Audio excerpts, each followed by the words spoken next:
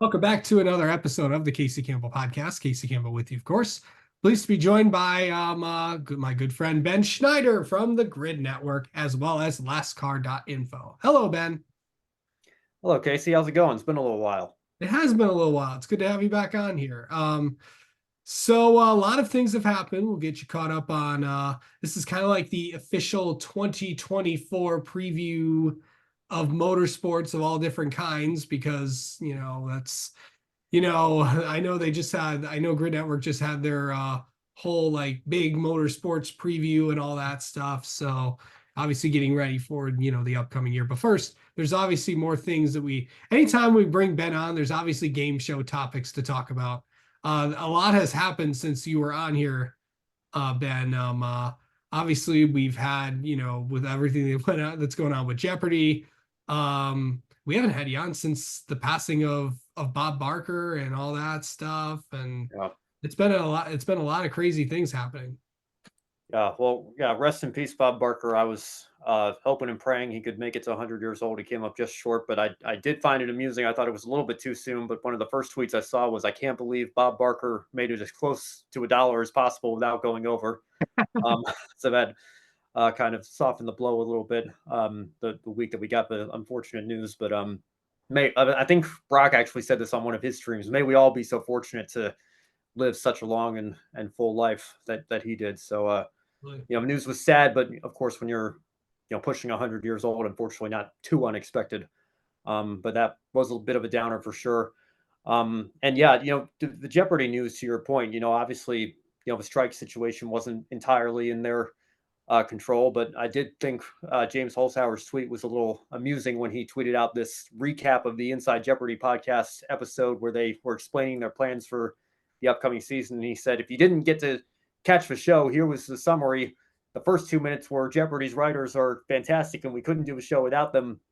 And then the rest of the show was, here's how we will produce the upcoming season without them. So, a little bit amusing there from an all-time Jeopardy great. But I got to tell you, I know we'll get into the hosting news here in a second, I'm sure, but um, I'm really sick of the tournaments, to be quite honest. I love a good Jeopardy tournament, but I get what they're trying to do with returning contestants, and my goodness, there were a lot of contestants I think got Schneidered or Emodioed or roached, I guess, with the super champions that we had, and imagine you do all that work to get on the show, and then you run into a 30-40 day champion.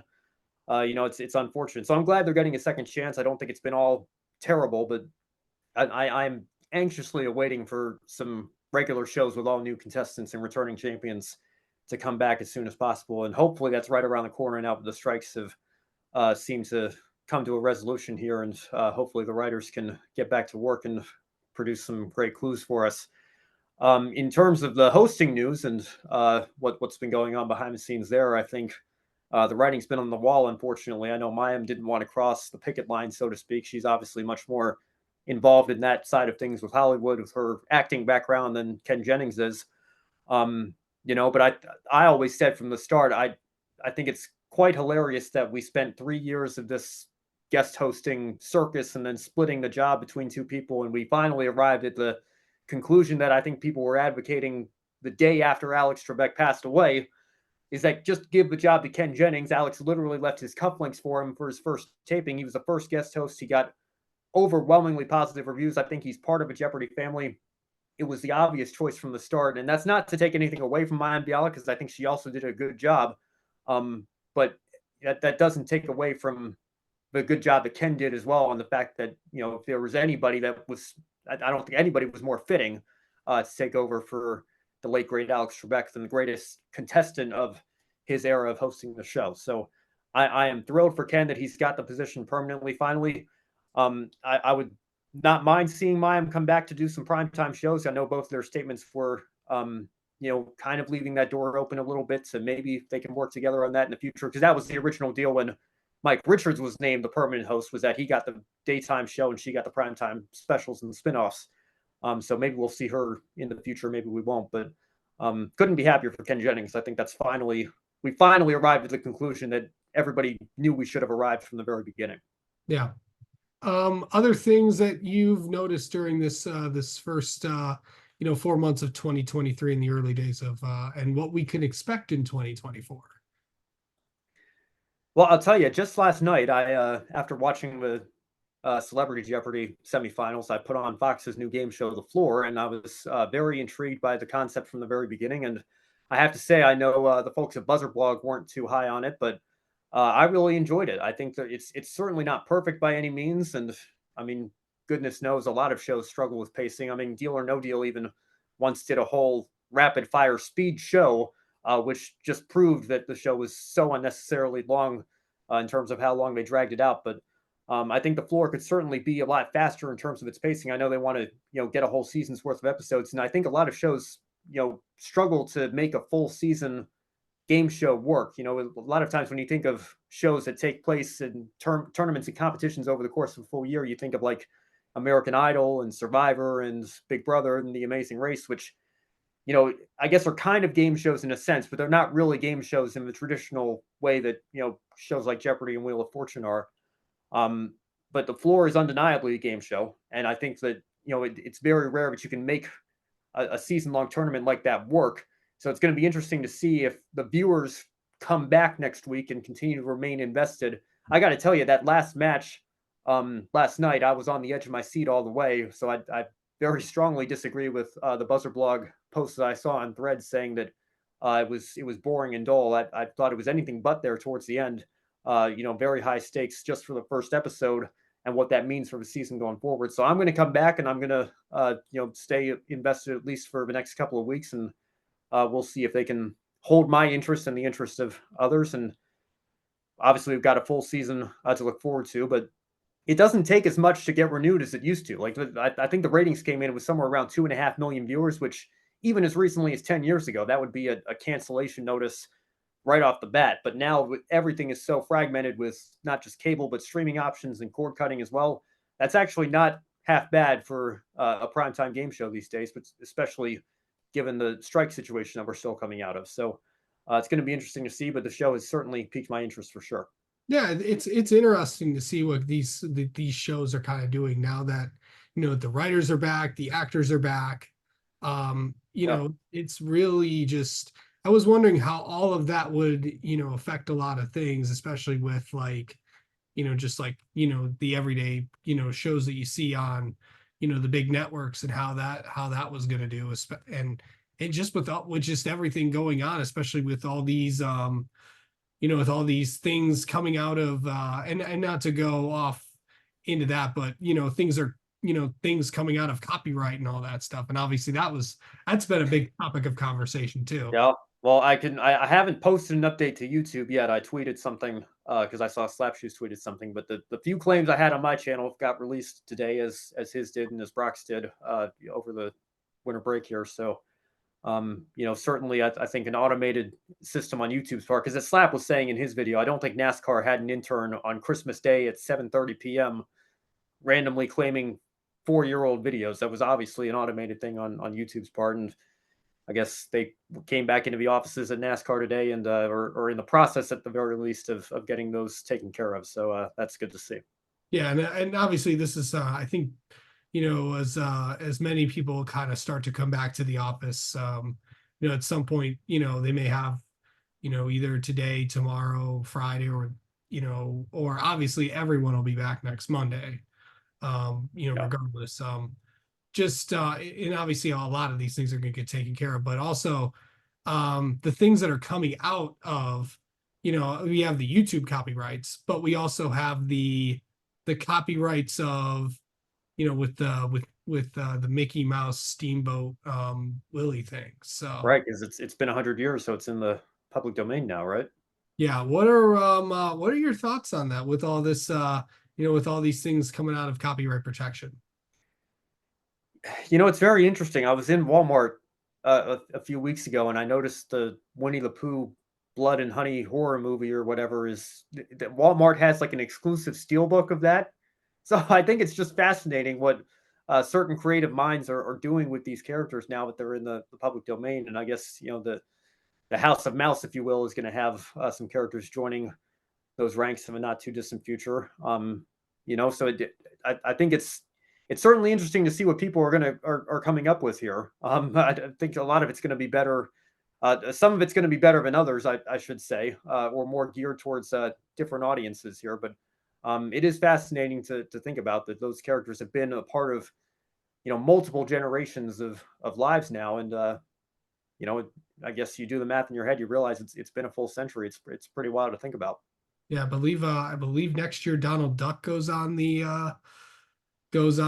public domain, so that will be I can't wait for the the slasher film where Donald Duck goes around and kills people. That's no. I mean, we Yeah, just that'll be guess wild. I guess one we're just you know, you mentioned the Winnie the Pooh blood and honey thing, and then of course you just saw today that I guess Mickey is gonna go and do stuff with that too. And it's just it's crazy. Yeah, It's just crazy what people could come up with and stuff. So yeah, for sure. yeah, because I believe, yeah, I do know that Donald Duck is coming up at what it is. That's one of the things that are coming. I think there's a couple of others. I just don't there, and there's some big ones too that are coming up. I was watching, I think it was CBS this morning or something, and they were talking about it. So obviously that's gotten, you know, a lot of attention. But yeah, just that's crazy to kind of see like all that. But also Wheel of Fortune. Um, only a few more months of Pat Sajak's tenure on that show, but Yeah. what's that going to be like when I don't think it's hit us quite yet. No, it certainly hasn't. I think we talked about this the last time I was on this show here, but I have full confidence in Ryan Seacrest. He's an absolute pro at what he does, and certainly has the CV or the resume or the qualifications or whatever you want to call it to take this role on. So I have no doubt he'll fit right in, and he'll do a solid job keeping the show going, keeping the wheel spinning, if you will. Yeah. But I think it's certainly going to be an end of an era. My dad was just I was home for the holidays, and we were just talking about the show and the changes that are coming up and everything. And he's been doing the show since my dad was in middle school, and now I'm here, a college graduate. His son, and Pat Sajak's been hosting the show my entire life, and whatever it is, 16, 18 years before that.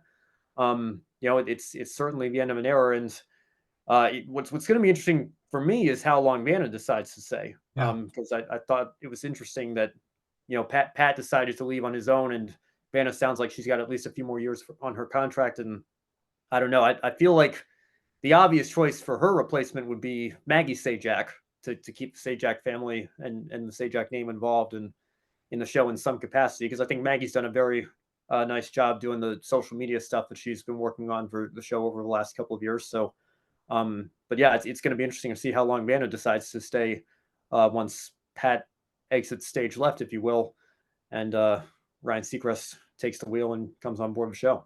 Yeah. All right. Okay, so I know that the fields of what you guys just did on grid and stuff, but I'm just going to ask you an overall general question. Sure. Yeah. Um, your what are you most looking forward to in 2024 in terms of motorsports? I'm hopeful that we get a little bit more parity in Formula One. I would like to see somebody other than Red Bull win more than one race this year. Yeah. Unfortunately, I don't feel comfortable enough to make that an expectation. But I'm looking forward to a lot of things. The competition I think is going to be very strong in a lot of other series as well. I'm thrilled that Shane Van Gisbergen is here and full time in a national touring NASCAR series with a very solid team under him as well in Kaulig Racing. So looking forward to seeing how he's going to do.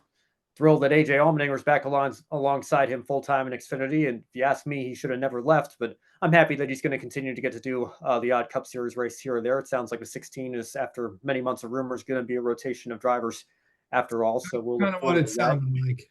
Yeah, yeah, no doubt. And again, we were just talking on the grid show I just got out of right before I came on your show here.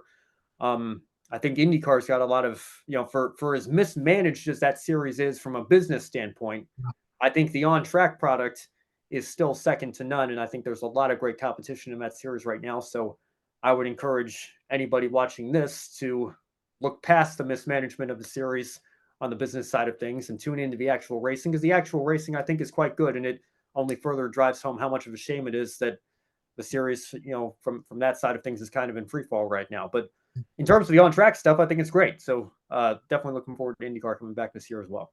Yeah, for sure. It's gonna definitely be interesting to kind of see and also SVG is gonna make his ARCA debut at Daytona. So that's gonna be that's Yeah, I gave some thoughts on that on the grid show a few weeks ago, but I mean I get it. It's consistent with you know other drivers coming here from other disciplines and everything, and again, I want to be clear to everybody. I'm not saying, he doesn't need any practice, just throw him into the Xfinity race right away. That wasn't my argument at all. My argument was, what is he going to learn in the ARCA race that he couldn't learn from running 2 practice sessions with the Xfinity drivers he's going to be racing all season, or running, a preseason test at Daytona like we used to have. I know that's a foreign concept in a world where we qualify for our biggest race of the year without a single lap of practice.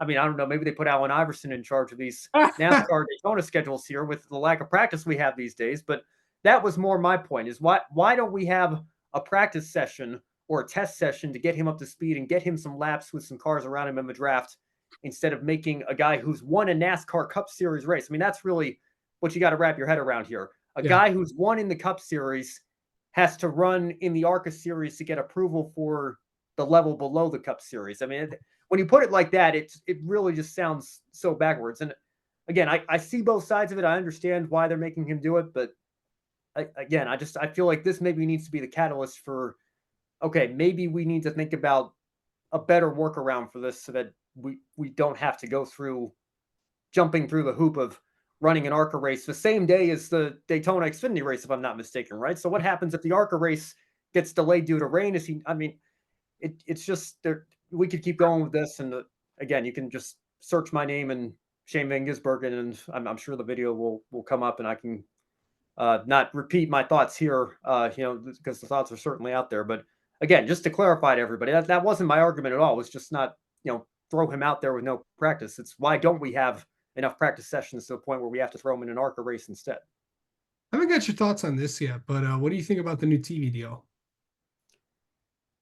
I think it certainly has some pluses and minuses. I know that the Facebook comment generation of fans probably aren't. I mean, they get mad when the races are on cable, even though we've had races on cable for decades now. So I mean, you tell them there's going to be races streaming, that they're certainly not going to be too happy about that. But I think if there was any partner that NASCAR should have gone with, I think Amazon was the right choice and the strongest choice.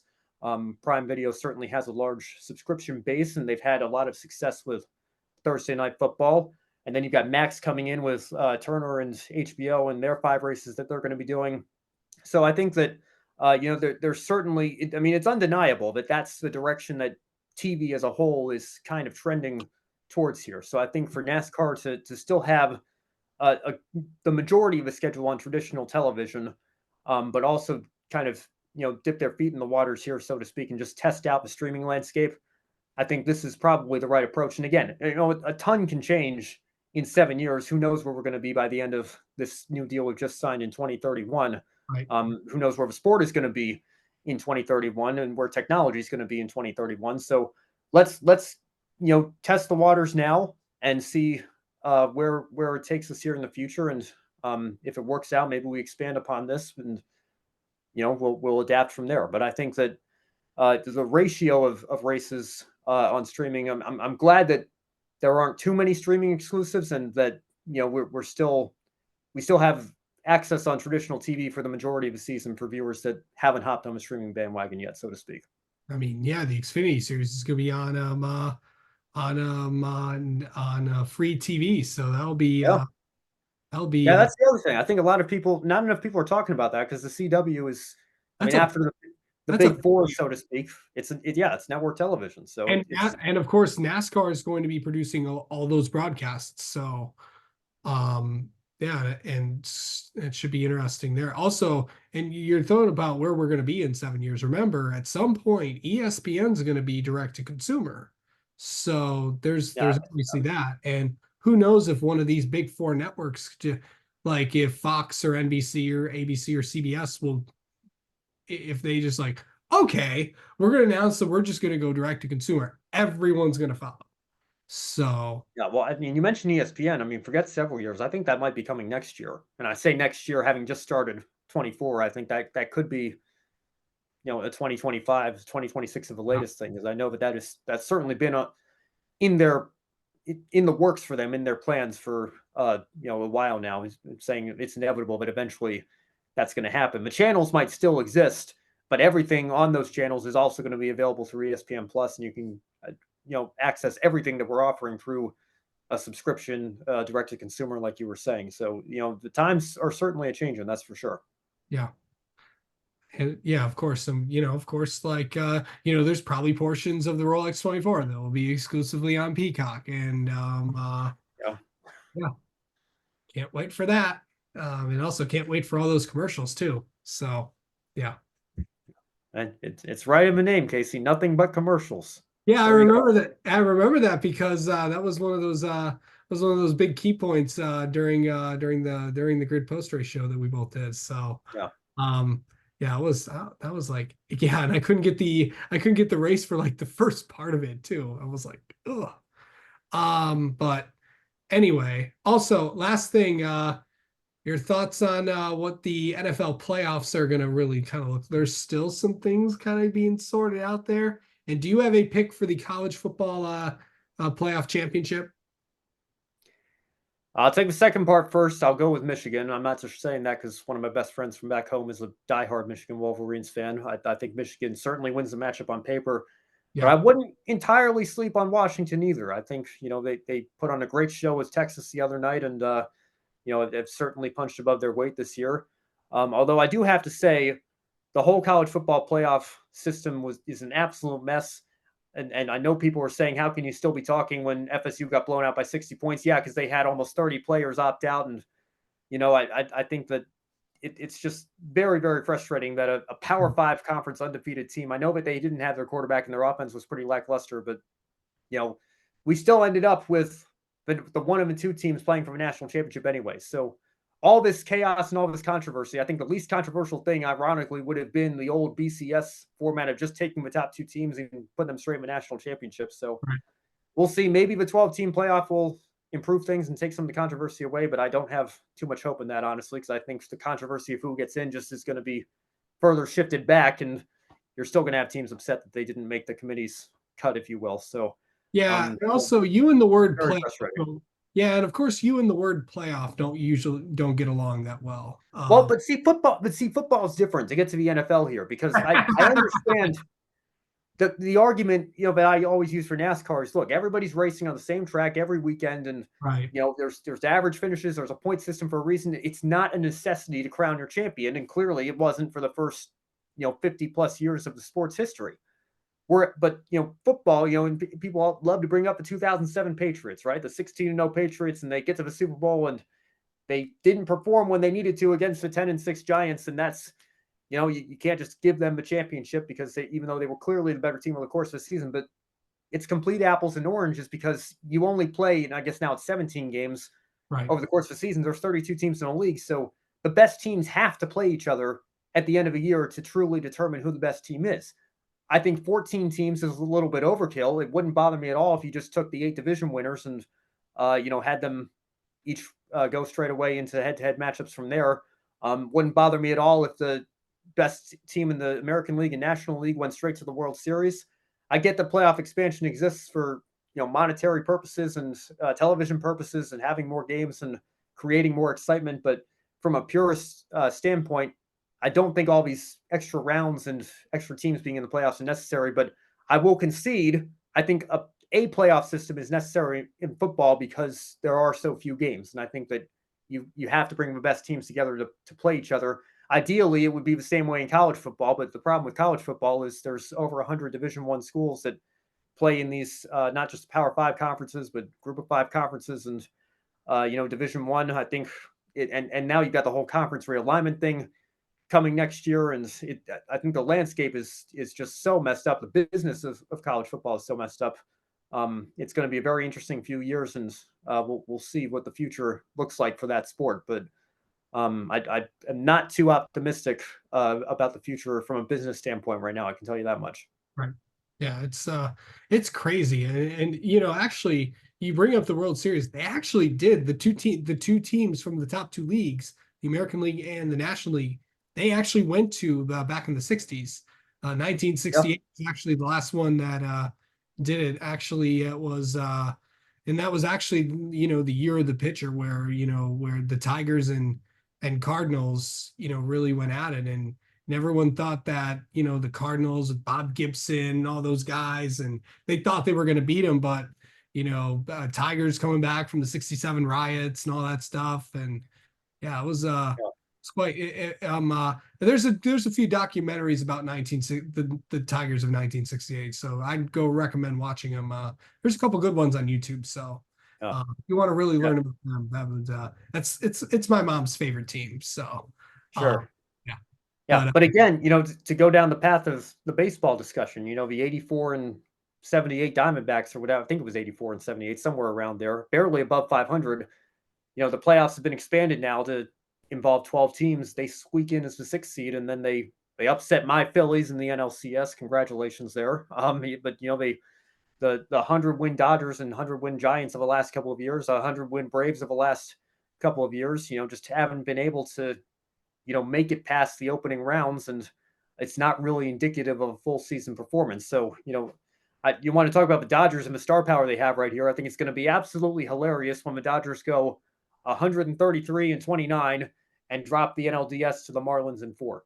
That's going to be absolutely I did. amazing to watch. Well, first off, I don't think they're going to win 133 games. That's for sure. I know it's in a slight exaggeration there. They're going to Slight win over exaggeration. 100 games, but Yes. they're gonna they're they won't win it. They might get there. They won't win it. That's I guess that's one of the predictions I have. Yeah. The Yankees too. I don't Yeah. think they're making Again, either. that's another team with a virtually unlimited payroll that But the is thing is, though, the incredibly Yankees cheap. have been in, like, they've had all these big teams, and they can't seem to get the job done. And Yeah. you look at the Mets this year too. So, Yeah, same well, thing. yeah, the Mets certainly they you want to talk about underachieving. I mean, my Don't goodness. even get me started on those people. Yeah, it's base, but the thing is, the reason that's why you love it. That's why the baseball postseason is one of my favorite times of the year. It just the thing is in baseball, this has always been true. The thing is, if you're in a slump, you get hot. There's no stopping you. Yeah, You're in a slump. You're in a slump. And so yeah, it's like you could be the best team out there, but if you're not doing well, you're not doing well. So and that's just always been with baseball. So yeah. All right. Well, Ben, thanks so much for the time as always. We'll probably have you on at some point to talk about well, whatever else is going on in the world. yeah. Thank you, Casey. Always a pleasure. Yeah, thanks, man.